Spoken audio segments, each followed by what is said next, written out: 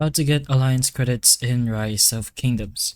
So we're just gonna go ahead and basically explain how the alliance credits works. So over here in your alliance, you should be able to use these. In the alliance shop, of course, you have the alliance inventory, which can be restocked by the higher ups.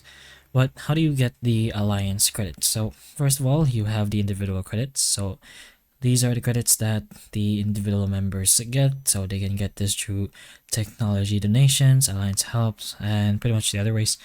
But uh, whatever amount of individual credits the members get will be accumulated to the alliance credits. So alliance members can earn individual credits through activities and whatnot, but over here, as the alliance credits, it's just going to be the sum of whatever the members get. So let's say member 1 gets 10,000 individual credits, and if another member gets 10,000 credits, it would be 20,000 credits in total. So that would mean 20,000 in alliance credits in total.